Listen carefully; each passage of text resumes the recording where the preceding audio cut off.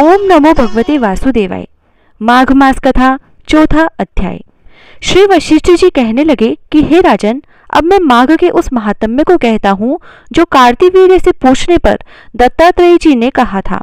जिस समय साक्षात विष्णु के रूप श्री दत्तात्रेय जी सत्य पर्वत पर रहते थे, तब महिष्मति के राजा सहस्त्रार्जुन ने उनसे पूछा कि हे योगियों में श्रेष्ठ दत्तात्रेय जी, मैंने सब धर्म सुने, अब आप कृपा करके मुझे माघ मास का महात्म्य कहिए। तब दत्तात्रेय जी बोले, जो नारद जी से ब्रह्मा जी ने कहा था वही माघ मास महात्म्य मैं तुमसे कहता हूँ। इस कर्म भूमि भारत में जन्म लेकर जिसने माघ स्नान नहीं किया उसका जन्म निष्फल गया। भगवान की प्रसन्नता, पापों के नाश और स्वर्ग की प्राप्ति के लिए माघ स्नान अवश्य करना चाहिए। यदि यह पुष्ट शुद्ध शरीर माघ स्नान के बिना ही रह जाए तो इसकी रक्षा करने से क्या लाभ। जल में बुलबुले के समान, मक्खी जैसे तुच्छ जंतु के समान यह शरीर माघ स्नान के बिना मरण समान है। विष्णु भगवान की पूजा न करने वाला ब्राह्मण, बिना दक्षिणा के श्राद्ध, ब्राह्मण रहित क्षेत्र, आचार रहित कुल, ये सब नाश के बराबर है। गर्व से धर्म का, क्रोध से तप का, गुरुजनों की सेवा न करने से स्त्री तथा ब्रह्मचारी, बिना जली अग्नि के हवन और बिना साक्षी के मुक्ति का नाश हो जाता है। जीविका के लिए कहने वाली कथा, अपने लिए ही बनाए हुए भोजन की क्रिया, शूद्र से भिक्षा लेकर किया हुआ यज्ञ तथा कंजूस का धन, यह सब नाश के कारण है।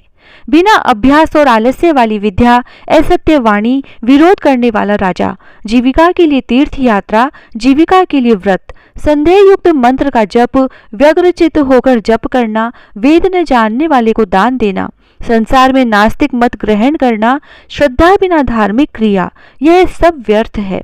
और जिस तरह दरिद्री का जीना व्यर्थ है, उसी तरह माघ स्नान के बिना मनुष्य का जीना व्यर्थ है। ब्रह्मघाती, सोना चुराने वाला, मदिरा पीने वाला, गुरु पत्नी गामी और इन चारों की संगति करने वाला माघ स्नान से पवित्र हो जाता है।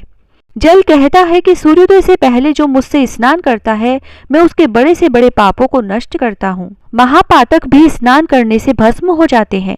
माघ मास के स्नान का जब समय आ जाता है तो सब पाप अपने नाश के भय से कांप जाते हैं।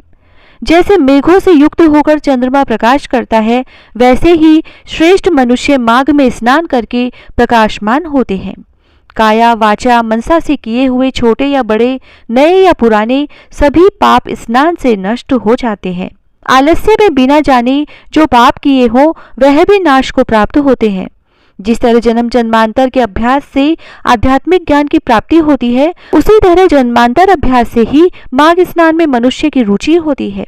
यह अपवित्रों को पवित्र करने वाला बड़ा तप और संसार रूपी कीचड़ को धोने की पवित्र वस्तु है। हे राजन, जो मन वांछित फल देने वाला माघ स्नान नहीं करते, वह सूर्य चंद्र के समान भोगों को कैसे भोग सकते हैं।